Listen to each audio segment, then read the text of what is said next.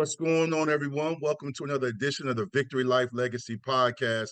I'm your host, Dwight Vick, owner and founder of Vicktory Life LLC, along with owner and founder of the Vicktory Life Youth Sports Organization. I'm your host, as I mentioned. Unfortunately, my co-host, Danny Noakes, my co-pilot, my right-hand man, could not be on tonight as I record this great episode. He is actually, as I record this, he is live on 106.7 The Fan DC doing this thing. I'm sure he's talking about that Commanders game. Unfortunately, I was actually with that game, my wife, actually 4 rows up, great seats. It was a great game. No dog in the fight. I was rooting for the Commanders only because I'm a DMV DC guy. I used to be a diehard Commander fan, but grew out of that. But it was a tough loss. So I know Danny's breaking down that loss, the loss of the Wizards to the Lakers. So if they lost, I didn't even see the game, but excuse me, Danny is a diehard DC Caps Nats fan. But we got a great show for you. I know it's been a while since we recorded episode of the Vicktory Life Legacy Podcast. You know, I've been busy with my cousin Mike doing the Vic 757 show, talking all things tech, and haven't been able to get on. Danny and I also do that show along with Mike. Danny comes on doing Noakes. But before I bring my first guest on, I want to take a moment. Normally we do our legacy podcast shout outs at the end of the show, but since it's just me flying solo hosting this, I want to take a moment and do a legacy shout out to my longtime, one of my best friends and teammate, Derek Smith, who played at Virginia Tech, also played a few years with the Washington Redskins, now Commanders. He earlier today went in for surgery. His wife announced it. Derek was diagnosed recently with colon cancer, and he called me, and we had a great conversation a few weeks ago. And it's just a reminder. And you guys that follow me on Twitter, you can follow me at Vic757 on Twitter. Also the Vicktory Life Facebook page. But anyone that knows me personally or follows me online knows I'm big on mental health and appreciating family, and also the importance of taking care of our loved ones and appreciating life. And Derek is a humanitarian like myself. He is an assistant principal at Osborne High School, where Vicktory Life also does a lot of community service work. And I'm praying for him. He's a father, he's a husband, great wife, Liz, and they have 2 beautiful daughters. And I know everything's eventually going to be okay, but I want, whether you're a Hokie or a Wahoo, HBCU, Norfolk State, whatever school you're affiliated with, or if you didn't go to college, just take this moment just as a reminder as you listen to me or you watch this episode to make sure you appreciate life. Sports is a big part of many of our lives. We watch it, we debate it, we argue, we conversate about it, but it's important to make sure that we don't lose sight of life. And everybody is going through something. We're all a work in progress, but I want to make sure that we take time to appreciate life, because the holidays are important, whatever you believe in. But it's also important to make sure that you take time to even pray for the people affiliated with the UVA situation. You know, 3 young men are still gone. Those families are still mourning. That affected so many people. Don't let them just be a memory, but let there be a legacy with that. And I know other people watching this and listening to this have other issues they're dealing with. Whether you have your loved ones with you or this is your first holiday with a loved one, make sure you take time to appreciate life. This weekend, when Christmas hits, take a moment to send somebody a text and a phone call, even a short FaceTime if you got the iPhone, but just make sure you show love. And also don't let it be just a temporary thing. Make sure you do this on an ongoing basis. We hear life is too short all the time. We talk about it, but it's not something we should take for granted. It's a great time to be alive no matter what you're struggling with, but just make sure that you help out and improve somebody else's day.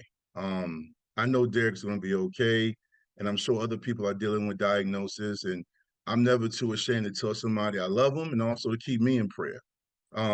But at the same time, we have to make sure that we also take care of ourselves. And so it's a balancing act, taking care of ourselves and also making sure people in our circle and our family and friends are good. Today, we got a great show. Um, I can't wait for you to see the first guest. He is straight out of Battlefield High School. and he is one of my favorite commits. And he signs his letter of intent today.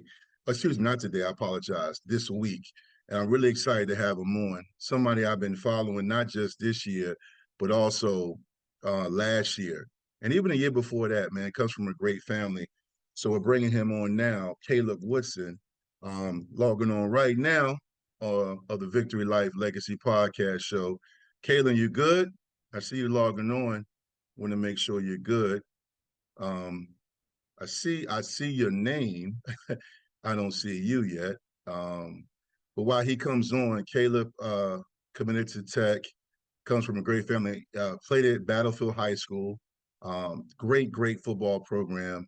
He was a great player there, had a great career. He's going to step in here on the Vicktory Life Legacy podcast and, talk about his commitment and also, just some of the things he's got going on here as he gets ready to enter Virginia Tech as a player.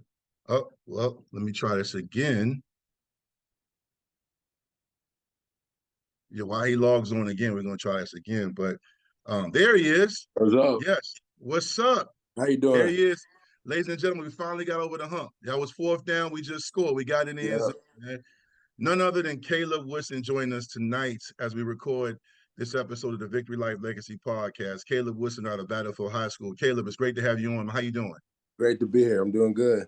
I just had a little camera issue going on, so I had to hop on my good. phone. Look, it's all good, man. Look, I'm just happy to have you on, man. I appreciate it. I know you were coming from church, and I've been connecting with your mom. Did she tell you how we met? At the gym. It was at the gym, right? Yeah, and it was crazy because I go to that gym all the time, Lifetime, in Gainesville, and she saw me. I think I had on a Vicktory Life shirt or something, and I talk about you all the time. Plus, I'm all over everything, talking sports on Twitter and Facebook. And she came up to me, and we had a great conversation. And she thanked me for being a fan. And let me just say this before I get into some questions I got to ask you. I was a fan of yours before you committed to Tech. I was a fan of yours when you had that big upset over Freedom, a great program. My guys, Daryl Overton. I've been following your career. So when you committed to Tech, it was just like getting ice cream. It was like getting money. Like I get to watch a guy I enjoy watching play at my university, man. So Caleb, man, just talk about your career at Battlefield. I know it didn't end the way you wanted, but let's take a step back because you're getting ready eventually to enter into a new realm, and not everyone gets to play college football. But let's just take some time and reflect on your career at Battlefield. I mean, great wins, great program, great teammates. Just talk about what it meant to you to play there at Battlefield. Right. So, yeah, I had a great career at Battlefield. I actually was there with two different coaching staffs. Freshman and my sophomore year, I played with Coach Scott Gromo. Yeah. My sophomore year, it was COVID year. We went 6-1. That was a good year. Then we had a coaching change going to my junior year. Coach Greg Hatfield, he's a great coach. We went 10-1 in my junior year. We won the district, we won the region, came up short in the state. And then this year we won the district. We were 10-1. Or last year we were 11-1. I'm pretty sure. This year we were 10-1. Won the district. Lost a little earlier than we wanted to in the playoffs, but I mean it was a great year, great time with all the guys, and just I enjoyed my last senior year. I was hoping for a rematch between y'all and Patriot. I mean, obviously, you know who my son is. He doesn't play football, but I got a lot of kids at Patriot, quite a few at Battlefield. I am new to the Patriot Battlefield rivalry. Now I'm 3 years in, but I will say this on record on my show that the Patriot Battlefield rivalry is right up there with any rivalry in VA, Hampton versus Bethel, you name it, Verona versus Highland Springs. I'm amazed by both crowds. There's a lot of talking back and forth, but the games are great, both in football and basketball. You talk about that disappointing loss. That was a tough loss. It was an upset. I know Colonial Forge played a tough schedule. Battlefield the year before, you guys beat a very talented Freedom team. And then on top of it, this year, the expectations were states. A lot of people had y'all facing either Oscar Smith and Western Branch, or at least Freedom as well. Um, I know it sucks losing, but we also learn in winning, we learn in losing. What did you learn about yourself in that loss and even your senior year overall? Well, I mean, yeah. So what I learned myself, just you're gonna lose. You gotta. I mean, really, I learned from my losses. And I mean, in that game specifically, defense, we had three turnovers in our offense. We gave it the ball 4 times, so it's just kind of hard to win a game when are turning the ball over a lot. But I mean, that's what I really got from that. Yeah, you know, you were recruited by some great schools. Um, and I got to ask you this, man, especially with Hokie Nation checking for this when I post this. I have been, posting about you and Braylan Johnson and a lot of guys that are coming in, part of a very good class. And the class, as you follow, I'm sure you're following like me, y'all keep getting more and more talented. There's a sense of pride with your group about bringing Tech back. But before we talk about bringing Tech back, getting us back to where we need to be and want to be, talk about your recruitment. Because I know, even though I'm a 90s kid, it's a lot of people in your ear, a lot of people telling you where you should go. You don't really know what to believe. You come from a great family, but ultimately it's your decision. What was the recruitment like, and why'd you choose Tech, and who recruited you from Tech? All right. So yeah, recruitment process. It's great to have a lot of choices, but at the end you can only pick one school. So it's a lot. You go through a lot, especially being 18 years old. It's a lot to handle. But what I looked for a place that had one, strong academics. I could find something I wanted to major in and have a career in. Coaching staffs and the players that are already there, along with the commits that they're bringing in, like the type of people they are. At Tech, I felt like they were real genuine, and it felt at home every time I visited there. Family was always together. That's a big part. And just like the guys, they got a good group coming in, and I mean, we're looking to change this thing around. Yeah, no, and who else did you get recruited by? I forgot to look at that. I remember, I mean, I keep up with 247, but I know you had other offers. Who'd you choose Tech over? I had South Carolina, FSU, UVA, Wake Forest, West Virginia, UVA. I had ODU, JMU. Mm-hmm.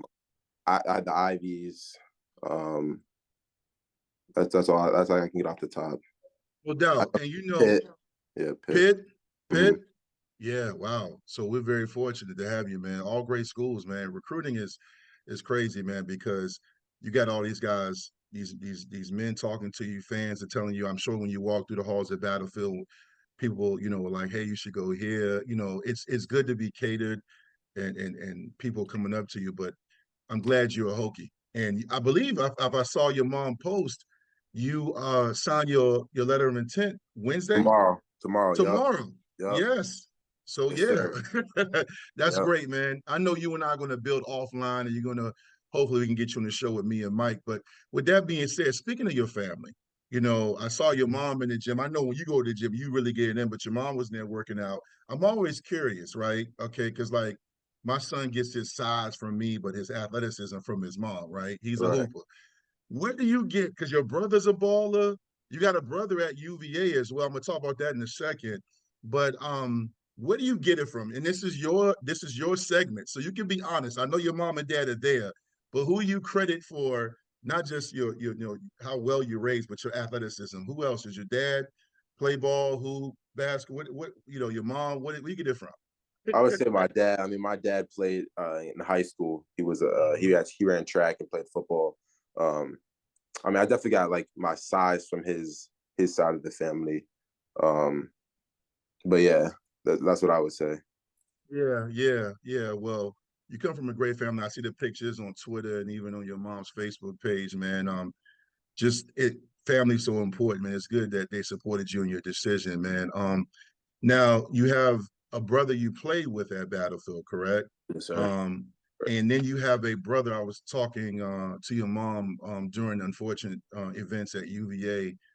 God rest those young men's soul. But your brother, your mom was sharing a very scary story with me about how they didn't sleep that night because your older brother had to kind of lock himself in the room or dorm or apartment or whatever. I'm not remembering clearly the details, but like because it was an active shooter, man. Not to go all the way back to that because that's a traumatic experience, but um, when you talk to him, how is he doing? Is everything okay? How's he feeling? And I know that's tough, man. What were your thoughts about that? Yeah, and that was definitely a terrible experience he had to go through. But yeah, no, he's home now. He's doing good. I actually went on an official visit at UVA, and I actually spent a good amount of time with two of the players that passed away. So I knew them pretty well too.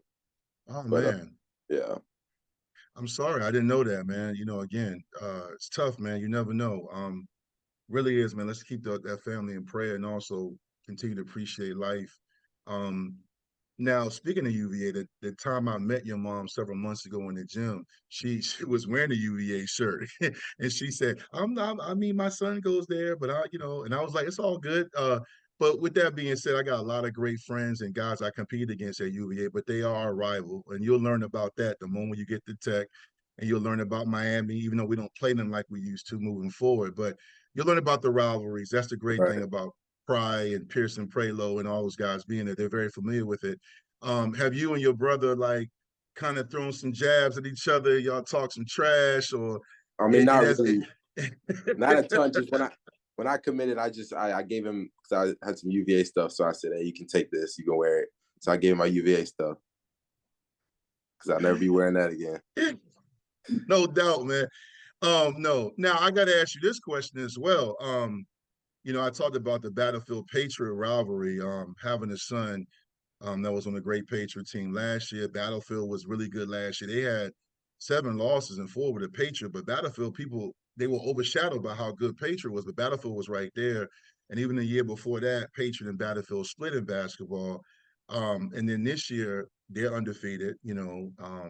Battlefield now no Patriot. I believe is now 5-1. It's looking like similar collisions. They look like the two top teams in the district, along with Gainesville. But it's early in the season. I got to ask you this because I've seen you on the field, and I see your boy Ty playing, who's now just decommitted from ODU and going to Syracuse. I Sure. see my guy running a point, and matter of fact, a youngin I'm very familiar with, Binkowski. I've known him since he was little. He started off as a hooper, and he plays receiver at Battlefield. And I keep thinking to myself, Caleb Woodson, why is he not out there? Well, you just no Nah, interest. I mean, none. Like, I what used is to that hoop. about?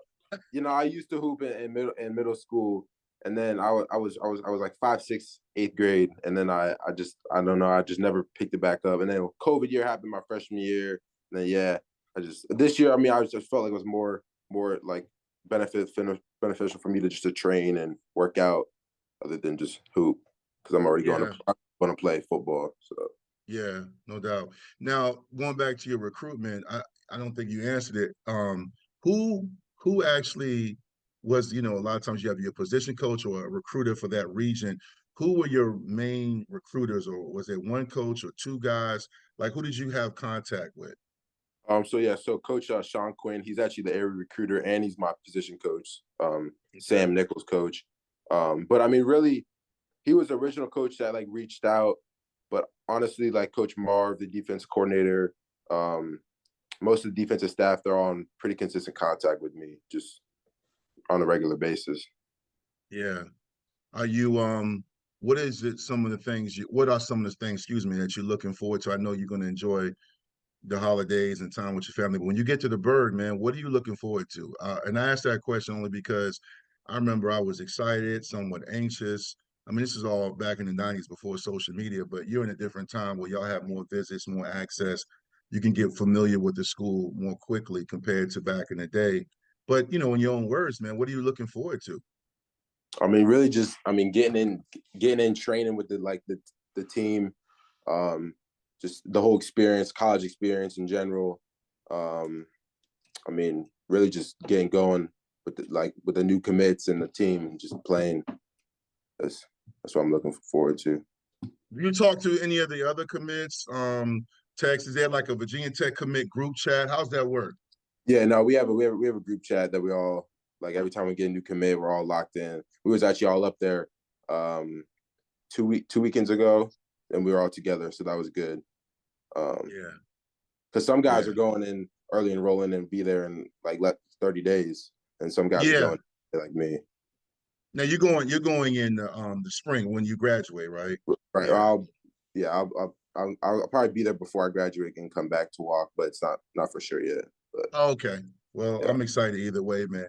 Um, did your mom and dad, now that you're signing your letter tomorrow, and it's all, I know they support you in all your endeavors, all of y'all, they're great parents, but did they have any thoughts like about like tech? I mean, what sold them on tech? I'm always curious about that because some parents kind of stand back and some parents are like, hey, I just don't like this coach. I think you should go here, but it's your decision. How did that go? Did you guys sit down at the table and look at the 5 top schools, or it was like y'all all were in agreement? Yeah, so there's always things at school that you dislike about school and then you like about school. So it's kind of just sat down. I mean, it was a hard. And then when we were trying to decide, it was like my top three. It was really hard, but we just looked at what school had the more yeses compared to the more yos, more nos. But my parents were pretty, like, they were supportive of me and my decision. They kind of, they had guidance and they had said stuff, but they really left it up to me. What are they projecting for you to play there next year? I'm I'm playing Sam nickel linebacker. It's like the outside linebacker. So that does a lot of blitzing, about 50% blitzing. Has to play in coverage. Of course, in the box, fit and runs, but it does a lot of different stuff. So it's kind of like a money position. So if you make the plays, there's a lot of plays to be made. Yeah, I'm so excited for you, and I'm so glad you're coming to Tech. It's going to be, you've seen my tweets, and I make no mistake about it. You are definitely somebody that's going to be an impact player, but it's great to see the journey, and it's a lot of kids. I was talking to a friend of mine before I jumped on and recorded this, and I was just talking about the guys I've coached, even back in youth football. And I'm from the 757, as you probably already know, but I've been living in Nova for 20 something years now. And I tell people all the time, the last 10 years, what you've seen across VA is an emergence of talent is everywhere. You look at Freedom, you look at Battlefield, you look at Patriot, you even look at some of the Fairfax schools. And just even in Prince William, we talk about the talent. You got Ty, you got my man Sam Fernandez, you got Gabe, you got Amari Campbell, who I coach. Um, what are your relationships? I've seen you on, I believe you on the Kirk and Bird show, my guys, right? Those are my guys. But what are your relationships, just to kind of revisit that topic, with some of the guys I named, like, Amari and all that? Because, I mean, a lot of y'all have grown up going to the same camps and playing against each other, 7-on-7. Is there a sense of, even though you're not my teammate and my brother, but there's also a fraternity amongst that? I mean, do you talk to those guys? I mean, what is your relationship with some of the guys I named? Yeah, no, me and Mari, Ty, Gabe, even TJ, we're all close with each other, and I mean we're all coming up from the same area, so it's kind of like, we're tight together, and then we're going to experience a new college, different college. We're all going because Amari's going to UNC, TJ's going to, Yeah. I think he's going to Coastal, so it's kind of cool how we're all from the same area, going doing great things. It is really cool. It is actually, when you think about it, I mean, this is a very special class as well. And that's not the entire state of VA, but you talk about you and Amari for 3 to 4 years, they're going to be, even though y'all both are defensive guys, you got that. Revisit each other. You guys going against each other on the collegiate level. And then now your brother Ty is going to be at Syracuse, an ACC school. And the guys at Freedom got talent. You can sprinkle in some of the other schools, like Woodbridge and other schools. There's a lot of talent in the Prince William. But just speak on that, man, because you hear so much about the 757. I'm not looking for a hot take. I'm not looking for something, beef to get started, but just take some time and talk about how good Prince William County, the guys you played against, because my area has a tradition and history, but over the last several years, you talk about the teams from up here and the talent. It runs deep, man. What are your thoughts on that? Oh, yeah, for sure. I mean, we definitely played Patriot. They're always, I mean, every time we played them, that's been a good game and good hard team to face. Freedom's also very good. Even Unity Reed is a very good team. But yeah, not because I do feel like, I mean, Virginia, but Nova really is not people really know about Nova football. But I mean, it's really there's some good players coming out of here. No doubt it is, man.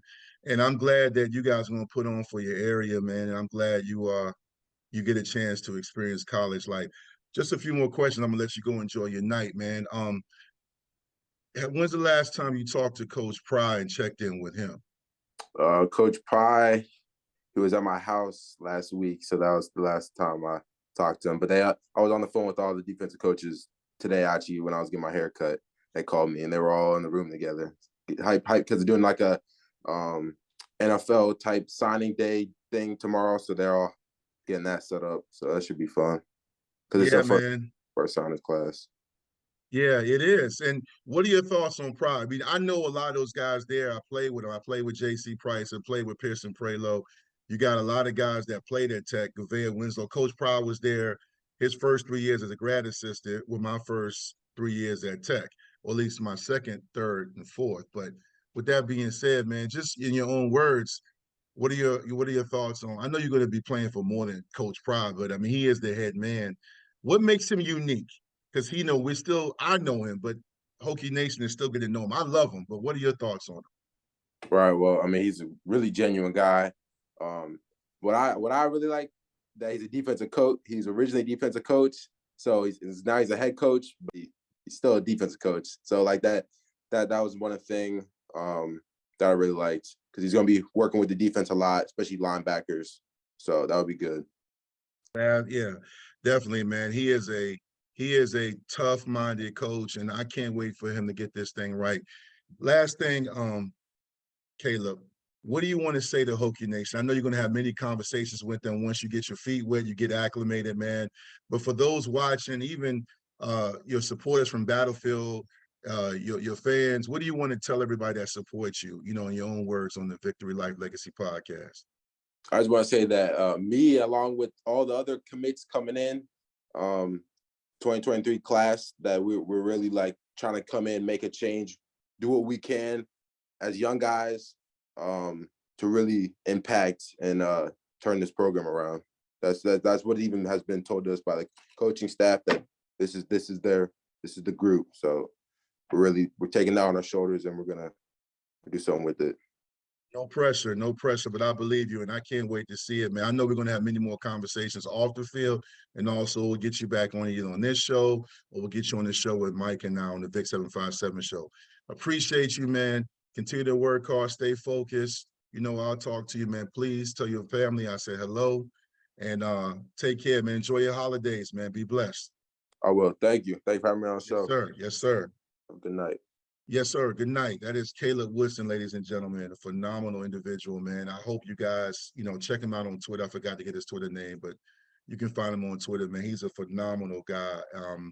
I live up here, as many of you guys know, in Northern Virginia, and he is a player to watch.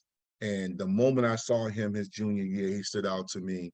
And that's a lot of players. There are a lot of players I watch, even guys going to smaller schools, D2 or smaller D1. So much talent up here. I tell people all the time, man, I'm a 757 guy. And I know my guys back home are like, oh, you always talking down. I said, no, I love VA, and it's better that the Commonwealth, the entire state, is better. One region dominating is good if you want to brag for your region, but when VA wins, we all win, meaning all the divisions. The 804's got talent. Southwest Virginia's got talent. Lynchburg's got talent. Northern Virginia's got talent. My goal, if I'm a coach, is to get the best talent and the guys that fit my program.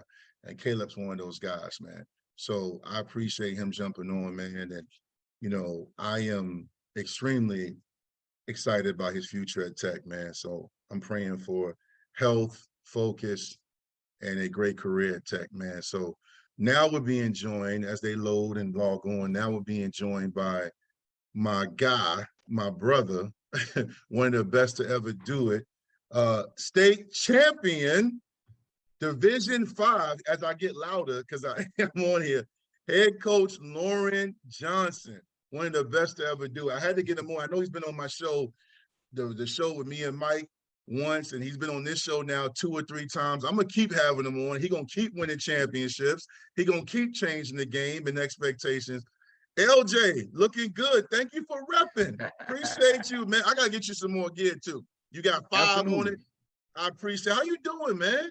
I'm doing well, man. You see, I'm early. I don't know about the boys. That's The boys fine. coming through, but I'm Yeah, here on yeah, time. I'm here on yeah. time, man. Ready to rock and roll. Well, I'm good, man. I'm good. I just want to get them on, man, because me and Braylon, we tried and tried. He was supposed to come on before, but he was like, man, I'm sorry, man. OG said, man, my dad, we going longer than expected.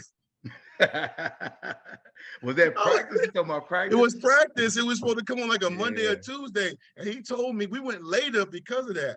And I forgot how you were playing that week. And I told Danny Noakes, who's normally on here with me, he's doing 106.7 The Fan DC tonight. And I said, nah, dog, I'm not even tripping about that because I know LJ. And I know if he need to go longer, he don't get it to it. He gets it right, man. Yeah. Thank you, man. I I appreciate it. listen, before your sons come on, man, because I'm you know how much we love each other. First of all, shout out to Kim. Shout out to Kim, your wife. Is she nearby? Yeah, she did by she in the office working, man. That's why I'm at the Okay, kitchen table. okay. She in the Tell office her, tell working. her, tell her, tell her me and Shanice we love her because I know beside every great man is a great woman. You got a great woman. And shout out to your daughter Kendall, man. Thank I'm you. happy, man. It, how does it feel right now? How does it feel? I'm still on the high, man. To be honest with you, I'm not changing at all. I've learned to enjoy this and relish this a lot more than what I did in the past. To do it with my sons, to do it with the group of young men that I've done it with, who I've known since they were little boys, playing with my sons. When you're talking about the heartache of losing 2 close games 2 years previously, one in the championship and one in the semifinals. I mean, you enjoy it a lot more. You appreciate it a lot more. And I'm learning to do that as I get older because these times may not come around, as often as I would like them to. So you take advantage of the opportunity in the situation and get it done. So I'm enjoying it big time, man. Yeah, and I'm enjoying watching, especially since I've known you since '95. Ladies and gentlemen, watching on the Victory Life Legacy podcast, we're joined by head coach Highland Springs, Division 5 state champion, 5-time Division 5 state champion. Now we also are joined by one of his sons, Brennan Johnson. Brennan, how you doing, man? How you doing? How you doing? I'm doing good. Yeah, man. Congratulations, man. Thank you. It must feel good. And we're not just going to talk about the state championship because I know how your family is. I know how the Springer program is. It's so much bigger than football. But I do know how important it was to you. I saw your post-game presser, and I'm going to be honest with you for everybody watching as we record this show. I was moved by you Thank you. because I am a grown man in my 40s, and I got rings that I won with your father. I got, you can't see, but I got plaques. I got all this stuff. And the one thing missing that I want right now is a state championship. But I ran into Allen Iverson in football and basketball. Then I ran into, one year I ran into Norcom. And then one year, my freshman year, when I played with a great Myron Newsom and Sean Hamlin, who went to Florida State, we ran into Garfield, my freshman year, the only state championship in program history. And I know how hard it is. And yet you and the rest of the Springer community and team and program, you guys have 5. And I ain't trying to get you emotional because I know why you did that. I can relate to that. But just elaborate a little bit, Brennan, on like the emotion you had, why it meant so much to you. Really because it was a relief. Like we went too long without winning the state title, and it was it was a relief to do it with my brother and my dad. It was just a real big thing. Yeah. Yeah. Talk about the Maury game because I watch y'all every year. And I watch 89% of your games, unless, sometimes I ain't gonna lie to y'all, man. Like y'all play some teams that be 30. I'm not watching 35 or nothing in the second. I'm turning. I'm going to watch Netflix or something. Go see what Shanice doing. But look, Maury knows y'all. And I respect that program. I'm a 757 guy, but they came, I don't want to misquote anybody, but one of their players or coaches, I can't remember, said it's not a rivalry because we haven't beaten them. But I will say they play y'all very tough, especially here recently in that last championship game. Was there any doubt, and this is not about disrespecting Maury, but was there any doubt as that game? Because it was a back and forth affair at first. And they played y'all tough because usually y'all kind of step on somebody's throat and pull away. they were close. What were your thoughts on that? Turn your camera. There you go. All right. My thoughts on that, the Maury game, going into the game, I was confident. I was very confident that we were going to get the job done. Like I said, we had to finish. That was no other choice but to finish. So I had that mindset going in, and with that mindset, led my team to a victory. Really. Yeah. Now, your dad, obviously, you know his legacy, and your brother is committed to Tech. I'm not going to get into recruiting in depth, but I do want to ask, you know, for the viewers out there, you're young in your career right now, but it's never too early to start identifying schools. What schools are on you right now that have been at least showing love or interested in you? Tech, Ole Miss, ODU, Penn State, JMU, Marshall, and Tennessee. That's nice. And Miami, that's nice. Miami of Ohio as well. That's nice. That's nice. Now I'm gonna ask you another question, man. You are now part, and I tell your dad all the time, what he's built. Highland Springs had a great program before you guys got there, but what he's built now, you guys have entered the land of the Phoebuses, the Hampton Highs, and the Oscar Smiths, right? And the Stonebridges. It ain't too many people, excuse the bad English, it's not that many teams that enter that realm of multiple state championships and dominance. Without giving away your secrets, how hard do you guys prepare? I don't need secrets because, you know, people are going to watch this. But just kind of give an overview. How hard does Hopkins and Loren and all your coaches, how hard do they work y'all? Is there any time off? Is it a grind year in and year out? Let me tell you this. After the state championship game is right back, we're looking at the next opponent. Like that, yeah.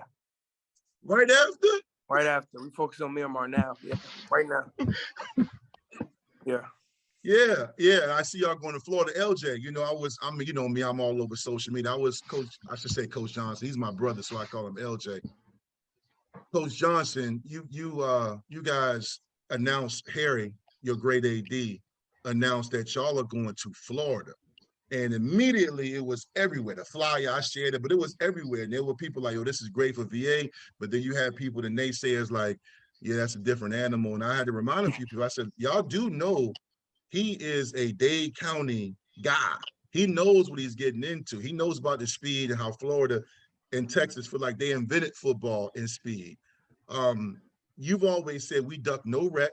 We will play anybody anywhere. You went down to Oscar Smith a few years ago, got a win in their backyard. How did that matchup come about? I know you can't get too much into it because it's finalized, but you know, it hasn't happened yet. But how did that come about, and what is the purpose of that matchup? So we have to go back a little bit, maybe about 2 years. 2 years ago, we were looking for out-of-state opponents just to kind of bolster our schedule a little bit.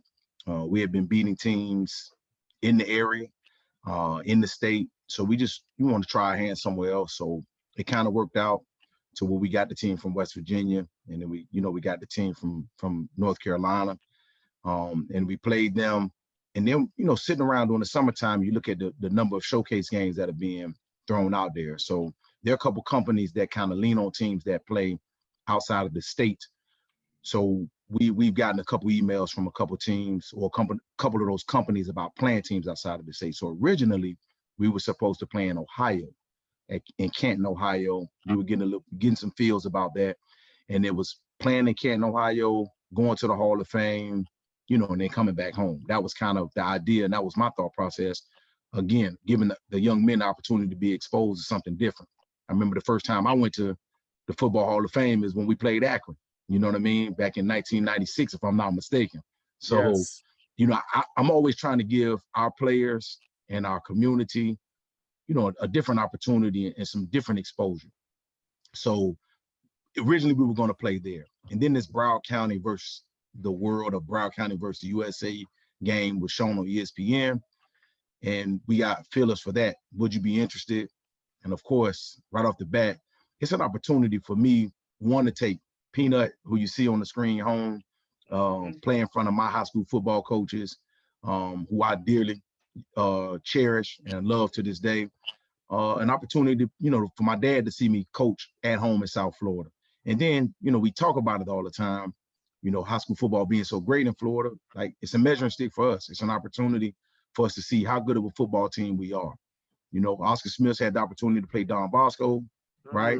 And you know what I mean? So we want to measure ourselves as well and see where we are. Now, we know they're going to run fast. We know they throw the ball, they jump, they have athletes all over the place. But we just got to go and we got to coach, and we got to put our kids in a good position to be successful in the end of it. So it all came down to when we said to the people that were running the Broward County game, hey, we're interested in coming down. We need to play a public school because of the power rating points. They said, hey, we got a team for you. And the team is Miramar High School. And of course, Harry Lee was like, you playing, right? And he was like, no, we're not playing. We want y'all to play Miramar. They said, Harry Lee said, I head football coaches from Miramar, played at Miramar.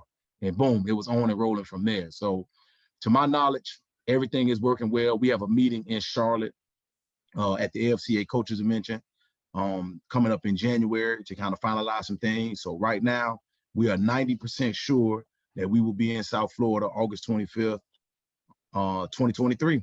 So Brennan has an opportunity. Brennan thinks he's a Florida guy anyway. So Brennan has an opportunity to get down there and just kind of showcase his talent. Like you said, it's a different level. It's a different speed. We just got to be prepared for whatever comes our way, man. They're going to be good football players. We know that. It is a different speed. And listen, and ladies and gentlemen listening on SoundCloud, we're now joined by Braylan Johnson, Virginia Tech commit, state champion, along with his brother, Brennan Johnson, man. So we got three out of the five Johnson family, man. But like Brennan, are you listening? Hey, can you listen? Check this out. I don't know if your dad told you the story, but your dad's like my young brother, man. So like he came to Tech and he told me off the rip, and he was heavily recruited. He told me, if I come here, I'm starting. I said, what? This is as DBU is growing, but we got close right away. I mean, LJ, we got close right away. We both Virgos. He came in, made one of the biggest plays in Virginia Tech history. So fast forward, we go down to 96. We're down in the Orange Bowl, and we in his city in Miami. And when y'all go down there, I'm going to tell you the same thing he told me, even though it's 2022. And when y'all go down, it'll be next year, 2023. Lock your doors. Put, all that drip y'all got. Yeah. Loren, your dad, me, Tony Joe, Pearson Prayler, who was coaching safeties at Virginia Tech, and Jamel Smith, who's coaching high school ball down south. We went to Popeyes down the street from his mom and dad's house in Dade County in Miami. And we ain't listened. And we came out, and all four doors were open. That quickly. I don't know what that person ran in the 40, but they ran through that car so quick. The good thing is we didn't have no money. We didn't have no NIL back then. So when y'all go down there, I know y'all 804 guys, and I know about the South Side. I know y'all used to. I know y'all street smart. But Miami, y'all watch that documentary on Liberty City. It's different down there. That's why I'm excited. But your dad's, how your dad talk. He said, "Hey, I told y'all."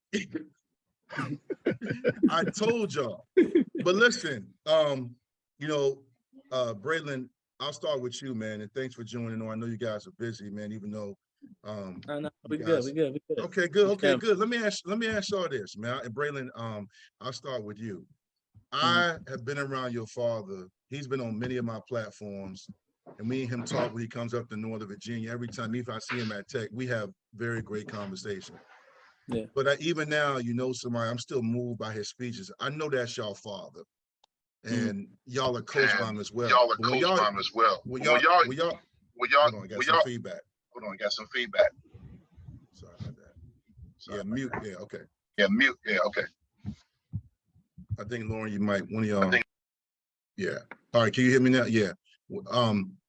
When y'all hear your dad speak, those pregame speeches, Braylan, I'll start with you. When y'all hear those pregame speeches, like, I know it motivates y'all, but is it still special, even though he's your dad? Like, because those speeches are amazing. Yeah. What do you think about it, man? What are your thoughts about that? I think earlier in my career, like playing varsity as a freshman, and then all the way up to 11th grade, I don't think they hit how they hit this year.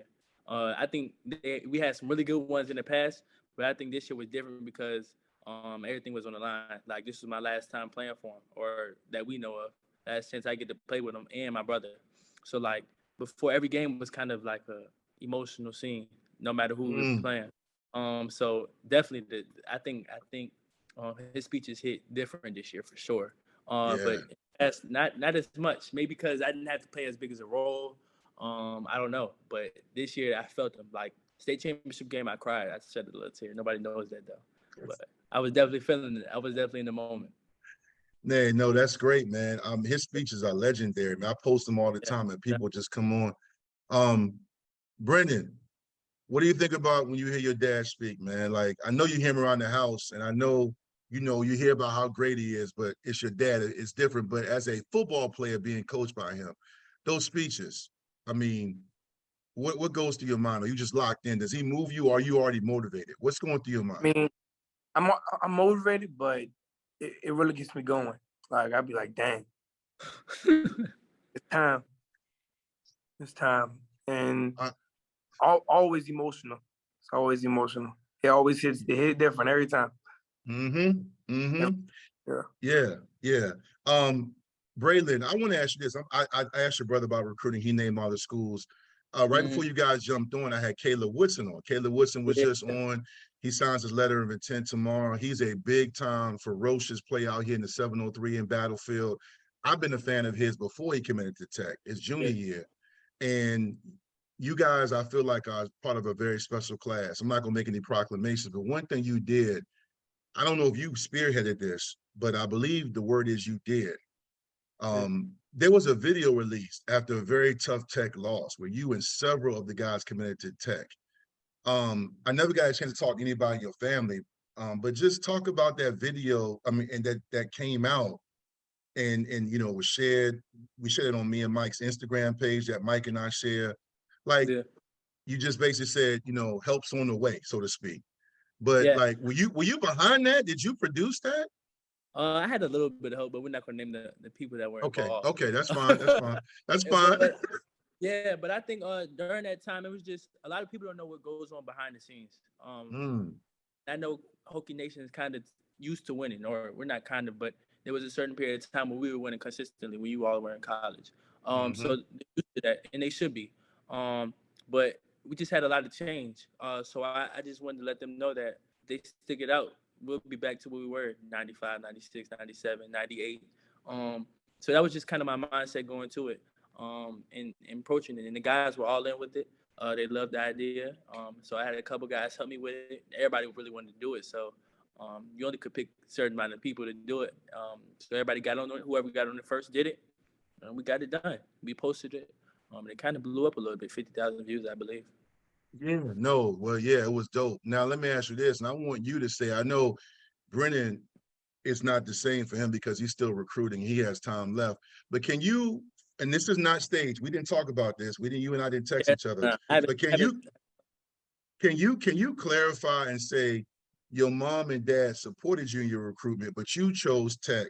Is it true you chose Tech on your own? Oh, yeah. With all due respect to the other staff, I don't know if I would have picked Tech. And that's something that we've talked about. And I think going up, so when I made my decision, I made it by myself. I talked to my dad briefly before that. Maybe this is what I do, but I committed by myself. I had other options going other places before, like a lot of coaching changes happened. So I like those schools more than Tech. Tech wasn't never my number one school, like ever, until Coach Pryor got there and kind of talked to me and sat me down and like talked what he wanted to do with the program.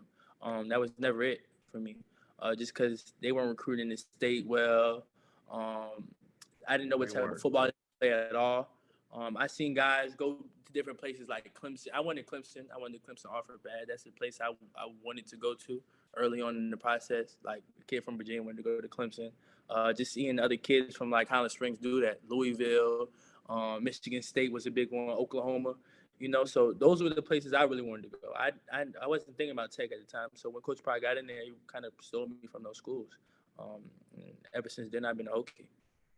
Yeah, and when you talk about Coach Pryor, who I know you had a lot of contact with him, but who was your active recruiter, or who was coming at you the most? Or was it a collective effort?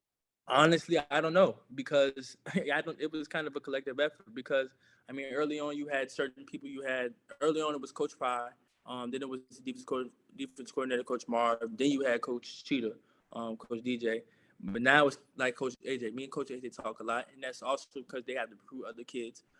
So Coach AJ just talked to me. He's a guy that's close to my age, or the closest that I'm gonna get. So we kind of talk about everything except for football, really. Just building a good relationship. And then I would say even before everybody else started recruiting me, even with the old staff, there was Lino, and he's an off the field guy kind of. So we just like talk, like that's what we did, just talk consistently, just build good relationship with those guys. And I'm gonna go to you, Brennan. Now, your brother named some names, and he didn't name everybody, but the Highland Springs program had talent before the Johnson family got there. You got Macho Harris, Chris Hill, I believe Jim Davis, right? I mean, the 804, the Hopkins brothers. I mean, so we're talking about legacies already. And since, your father got there, now you got Becton, who's bigger than me. And I like Optimus Prime, but Becton is bigger than me. Okay. Yeah. Greg Deutsch, who I saw play in person. I ain't gonna lie to y'all. The fish fry y'all had at that game, I don't remember nothing but Greg Deutsch's punt return, because I was sitting in the end zone with Isaiah tripping about the whole environment. It was like, I was loving life. But yeah, it was against Indian River. You know what I'm saying? So and that's just a few. Kavon Wallace. I mean, you got 3 pros, but you got guys all over. HBCUs, ECU, Oklahoma.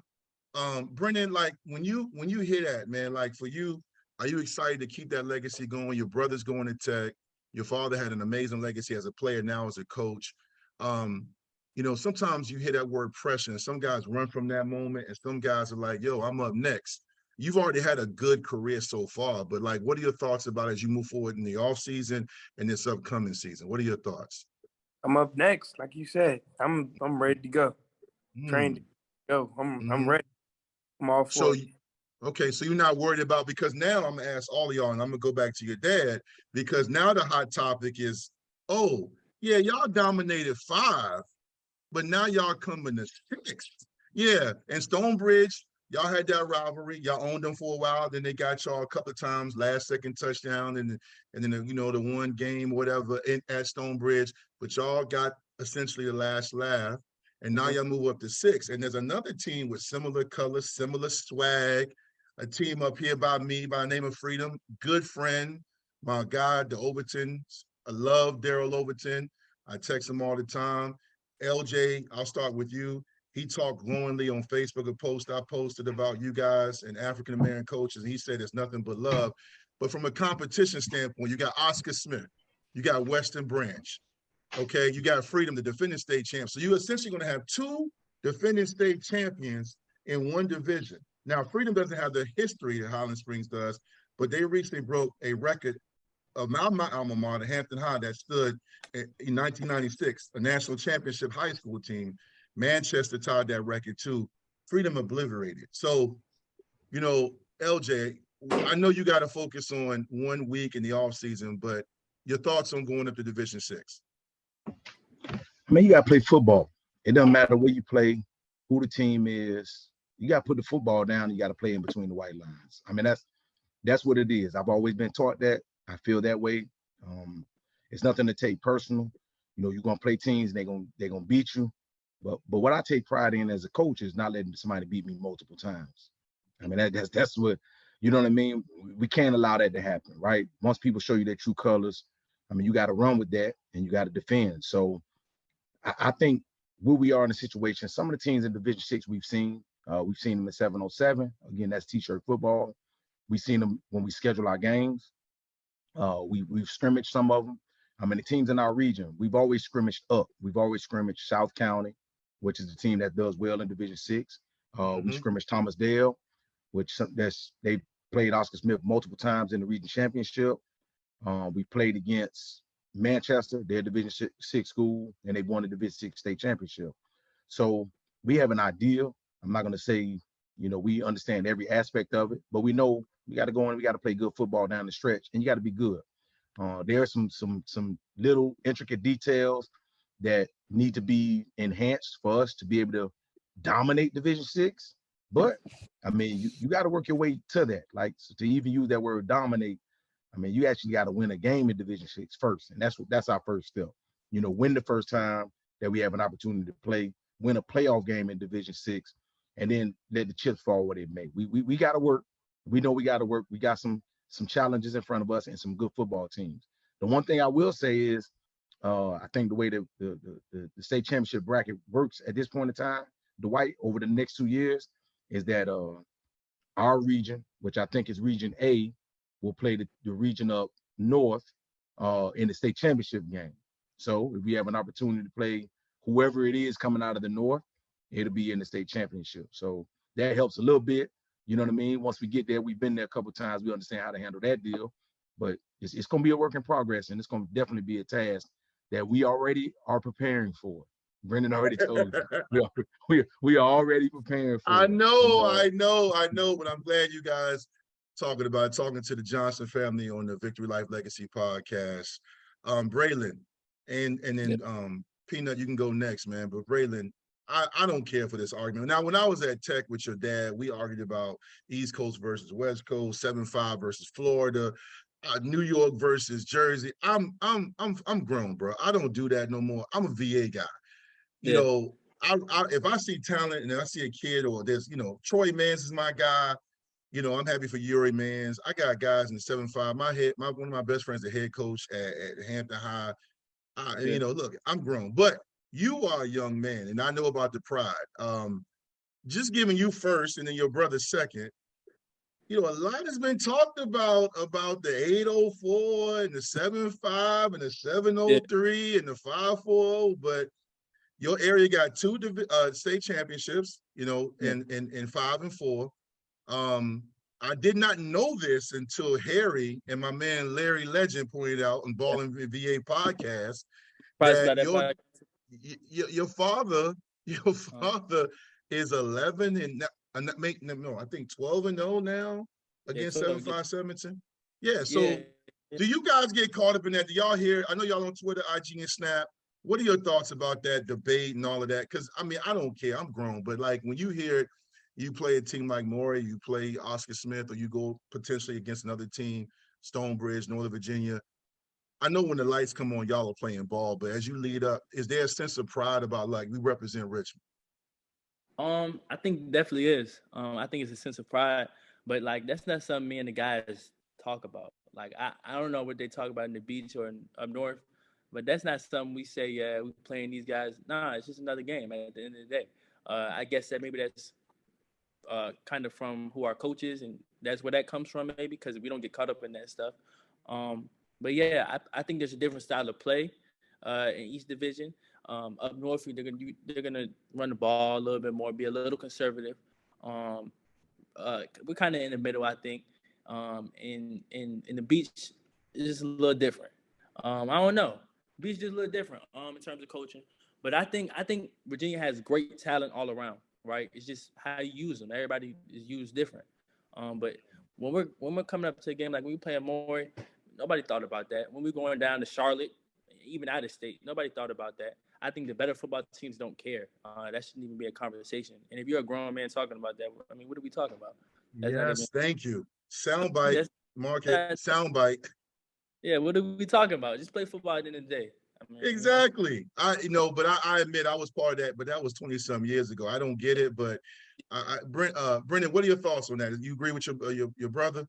I agree with my brother 100%. I feel like it's just another game. There's nothing special to it. It's another team. Over time, it just becomes. Oh, my bad. Go ahead, Peanut. I was just saying they bleed like you bleed. They ain't nothing to it. Mm-hmm. Yeah, I'm starting to see why your dad Peanut said you are a Florida boy, because I hear like a lot of my guys, Nate and Darius, and you got that sound and that diction. You even your hair, you got that South Florida swag. I see it. They see you, even though you're a VA guy, you got that. I hear it. Let me ask you guys this, man. Brendan and Braylan practices. I'm big on coaching staffs. My son plays for a great coach. His staff, I mean, the preparation IQ. Braylan, I'll share this with you. I'm sure he doesn't mind. Pearson Predlow, very close friend and teammate to your father and I, safeties coach at Virginia Tech. We were just talking because I'm trying to get him on the show eventually with Mike and I moving forward, him and Coach DJ. And we were talking about players coming in, and he said, listen, hey, Big Vic, man, Braylan Johnson is talented, but his IQ is through the roof. He said he's so intelligent. Yeah. I think that's a credit not just to your father, but to your coaching staff. Not giving away secrets, Braylan, but you first, like practices, you know, detail, how they run, like how, you know, I know the offseason you guys work, I see stuff, but, you know, preparation. Just talk a little bit about how they prepare you for on and off the field. And this goes back to what I was saying about different air codes, and like how coaching is different. Our practices ran like a college practice, literally. Like I went to a tech practice and we did the same stuff, the same kind of. It's not the same. It is the same period, same structure. So it's nothing different. I would say before practice, like treatment, working out, whenever days we're working out, things of that nature. It's literally the same. It's no difference. So I would say that separates us in terms of practicing. So when we get to the games, those situations are easy, and we also are put in situations in practice. So we play situational football, whether that be 2-minute drill or fast field goal, or you know, we do this, like that's what we do. You know, it's just great coaching. Brennan, your thoughts on the practice schedule and how you guys prepared? Like Braylon said, it's ran like a college. Treatment, the film, the oh no, just the little things. It's ran just like a college practice. I've been to a lot of college practices, and it's the same. It's literally the same. Yeah. Hey, Dwight, let me chime in. Go ahead, my guy. Hey, don't let Peanut fool you, man. Peanut told me we had no energy at our practices once upon a time, man. He said it wasn't enough energy in practice for him to get through practice. So we had to turn the energy up. I mean, we had to turn the volume up, you know, for some of the guys, man, because they said it was flat. You know what I mean?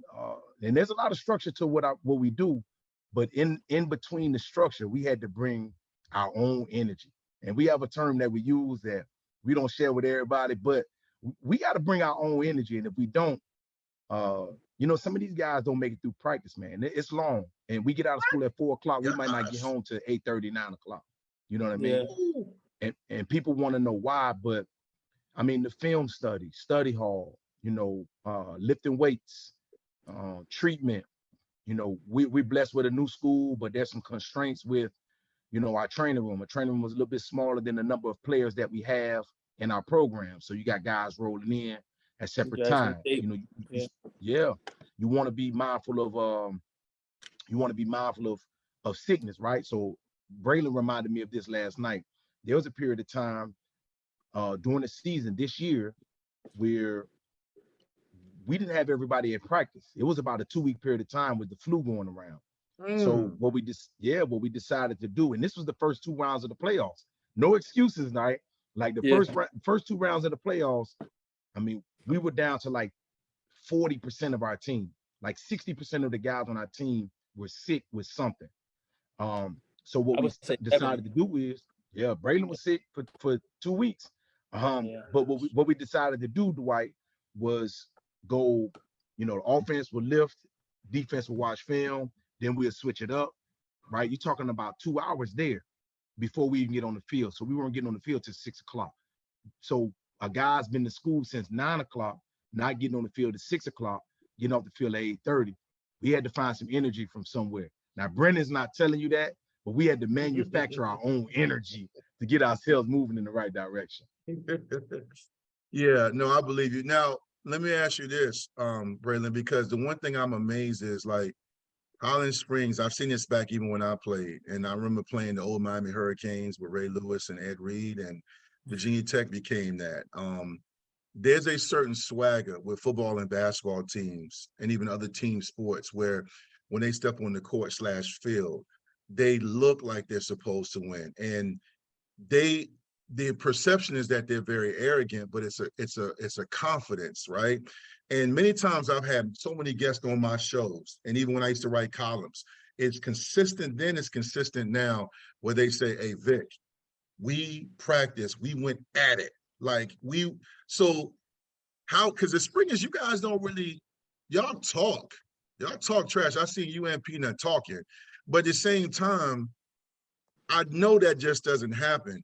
How are the practices in regards to, you can't have that much talent and not have confrontations and y'all get into it. So Braylan, how are the one-on-ones and how are, the drills and is it intense? Because you got a lot of talent on that team.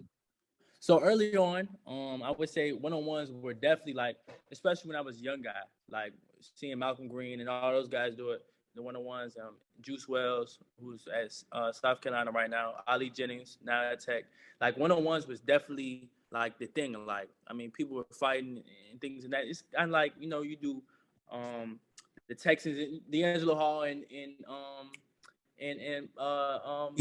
D.R. Hopkins. I would think it was definitely like that.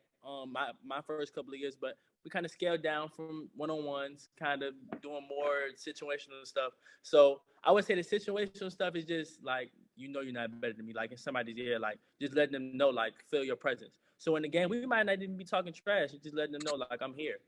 So that's what kind of practice is. Sakai Heath is a great receiver. A lot of people ain't gonna win 50% of their reps against him. So he's letting you know, yeah, I'm better than you. So you definitely gonna have fights, which happens, because what coach doesn't want a super competitive environment, right? It's gonna happen. People calling each other names.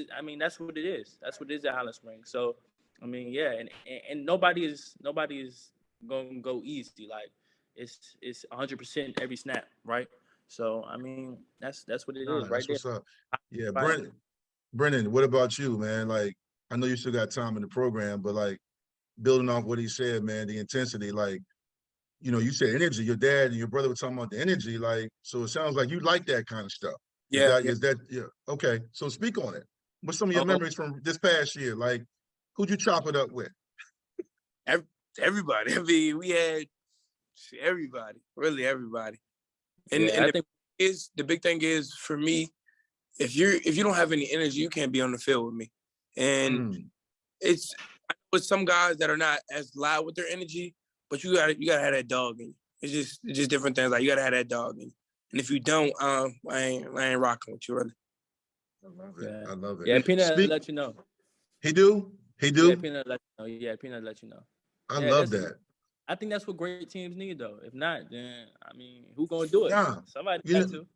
Now, speaking of someone I'm a fan of, I saw him last year, and this year I don't know if he just seems. You guys know him, the quarterback. I don't know. I forget his name. I was looking for him because Highland Springs, the defending state champion basketball team, just played my son's team, Isaiah Patriot. And number one, y'all are gonna be good again. Y'all got some horses. Y'all got a kid, number 3, I believe he scored 28 against us, against Patriot. Denzel Cole. Yeah. Patriot won, and Patriot is really good too, but there was a lot of athletes, and y'all are physical. Y'all take that mindset to the court, because I talked to some of the guys, they were talking about how physical the first quarter wasn't throughout the game. But with that being said, I like that quarterback. I was looking for him because I heard he hooped too. I didn't see him. But Loren, just talk about your quarterback, man, because, with a team with that much talent, I've seen the growth in him the last few years. And he seems like he just makes plays. He's just a winner.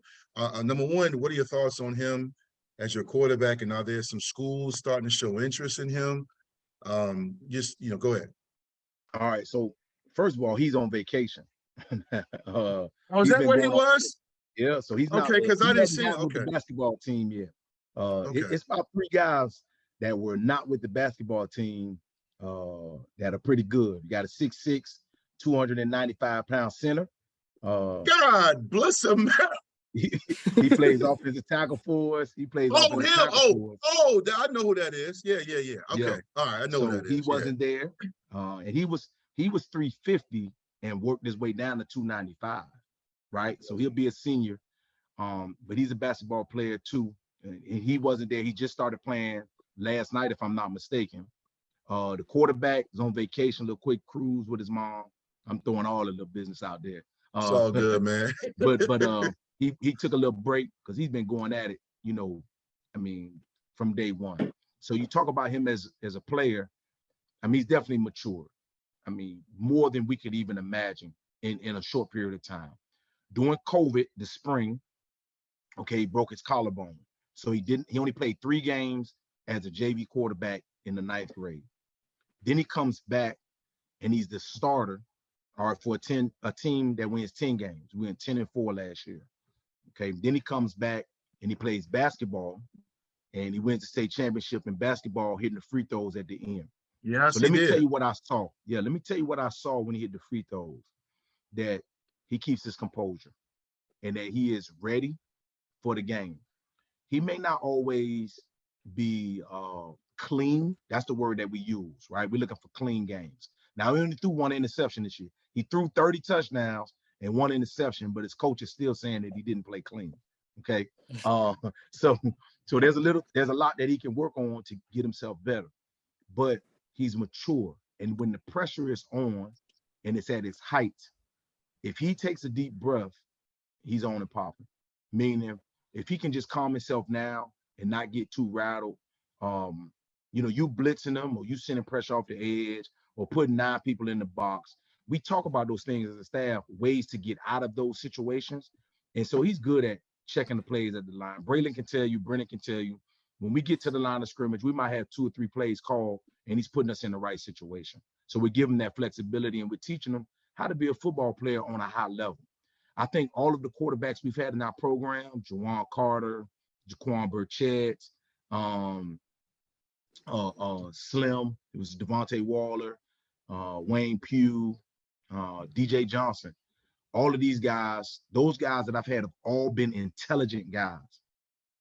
They've never possessed everything together. They've never been tall and intelligent and with a strong arm and great grades, right? He has all of those things.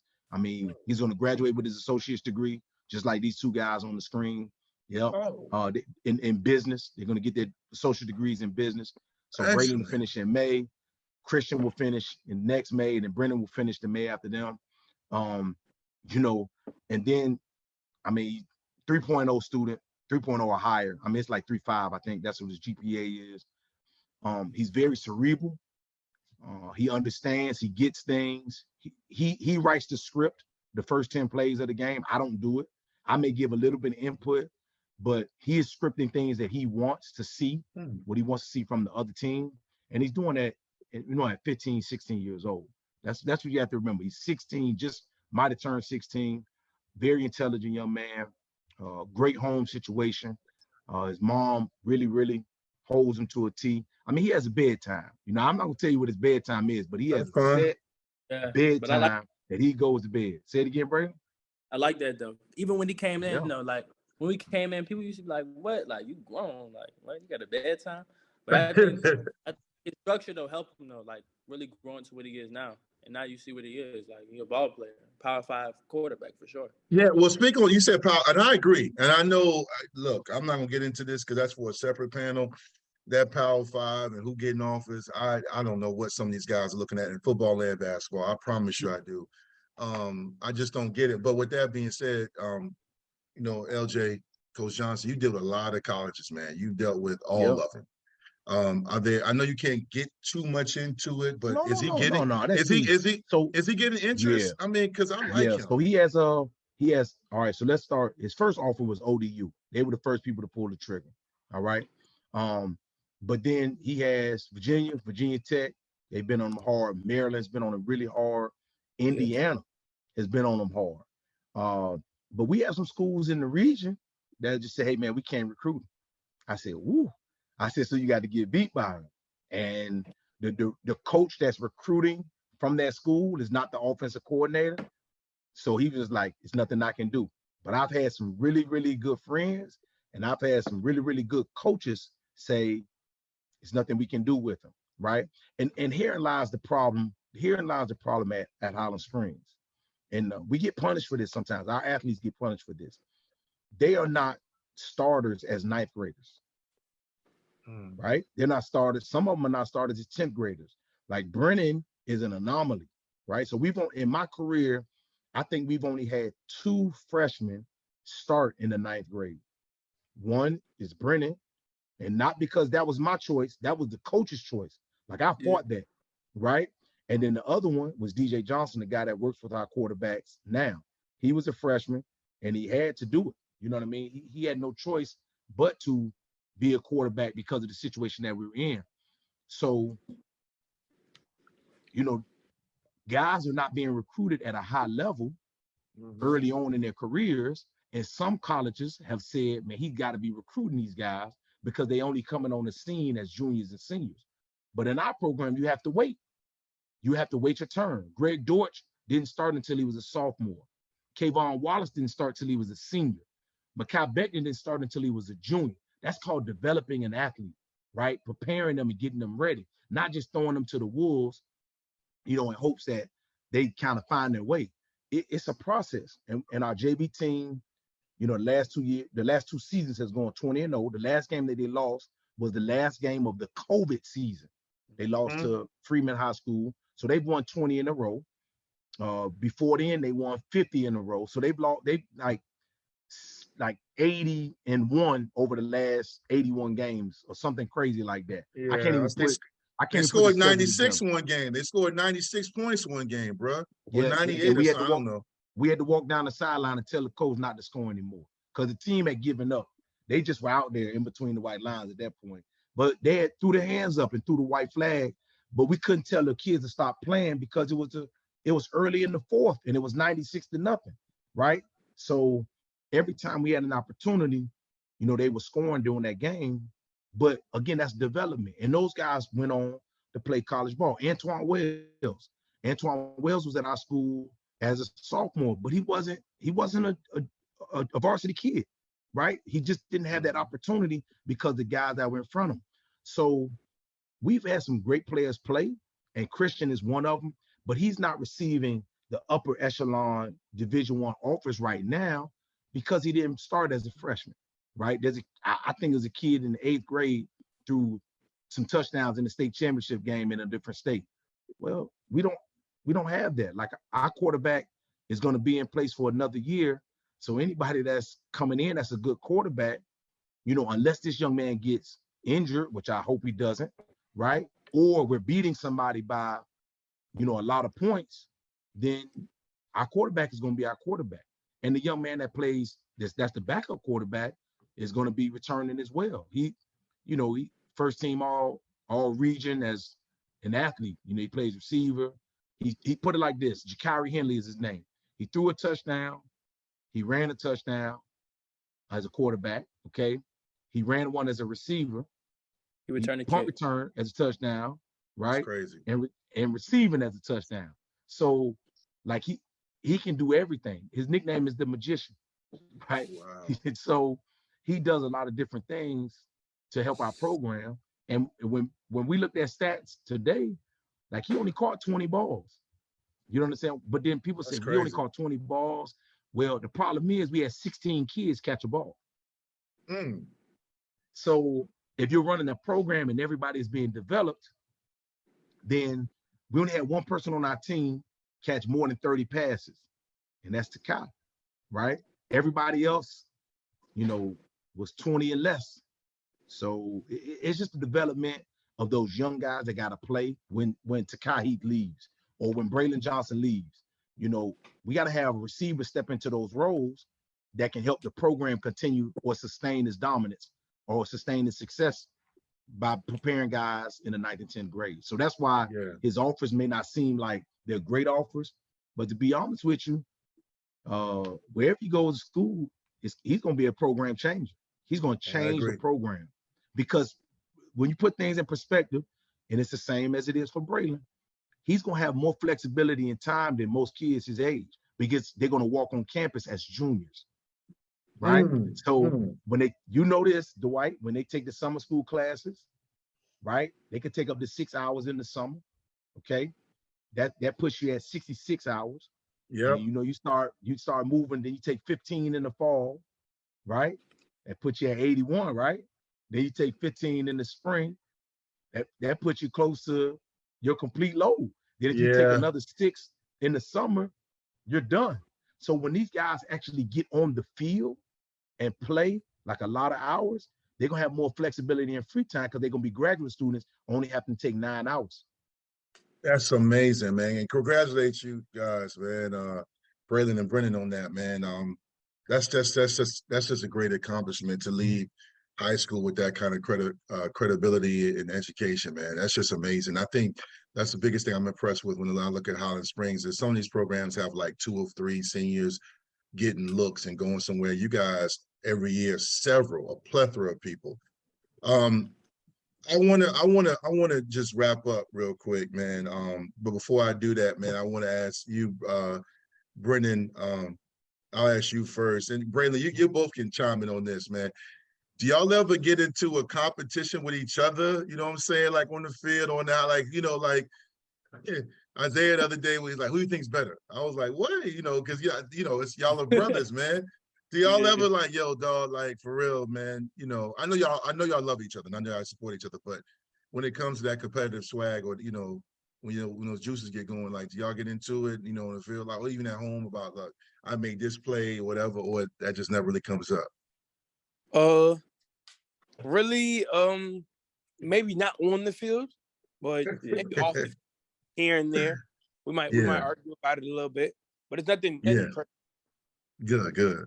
Yeah. Now, Braylon and Brennan, I'll ask you this, man. I don't think I've been around y'all your whole life, but I don't think I've ever asked you this.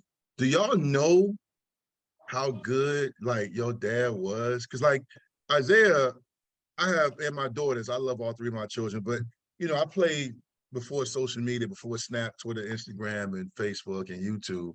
So like stuff comes on, and my son, he's always on TikTok. He's an entertainer and athlete. So he's a lot like you, Braylon. You don't wear the shades and stuff, but y'all both like being out there, man, making videos and going live. He was like, "Yo, Dad, man, y'all was trash." And I was like, we argue about Iverson versus Curry and Mike versus Lamar. But on a serious note, you're part of a great legacy with the Springers. I mean, I named some of the guys like Macho, and you guys got great coaches, and you can be honest, I know he's right up here with us, but do y'all know, Braylon, like, I'll start with you. Do you know how good the plays he made when you go back to Tech, or you just think they just talking because he's right there? Like, do y'all know how good he was? You said Brendan or Braylon? You said me? Braylon, I'll go with you first. Y'all know? Yeah. I mean, yeah, I know. I know how good he was. First team All Big East. He started since his freshman year on a very good defensive back team. Very good. Yeah, very good defensive back team. Had some players on that team. So yeah, I definitely hear about it a lot. I wish I could have been there to see it a little, but I hear about it all the time. So I mean, he had to be a ball player then. Everybody can't lie to you. Everybody can't. Yeah. Oh, and Brennan, what about you? What you know about your dad, man? No, he was a dog. He was a dog from Florida. He was. That's what really what Braylon said. I wish I was there to see it, so I could really see it for myself. But I mean, everybody said it was him, so I mean, that's what I gotta believe. Gotta go. Dwight. Let me tell you a story, Dwight. Yeah, I got a story for you. Braylon was playing Little League football, right? And early on in his career, I mean, even flag, and they were giving out numbers, right? So they were like, "What number you want?" They said. Braylon said 34, and they was like, that was the Ryan Williams effect. Yeah. And they were like, "We don't have a 34," and he was like, "I don't know then." And they was like, "You don't want your dad number?" His response was he any good? What? Yeah. This like 6, 7 years old. Type terms I was on. Now I was younger than that. It was my first year playing football.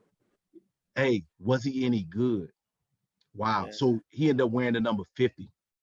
At corner. Yeah, I was wearing number 50. Hey, because he didn't want to wear 12. I'm gonna leave it right there. I'm gonna leave it right there. I'm gonna leave it right there.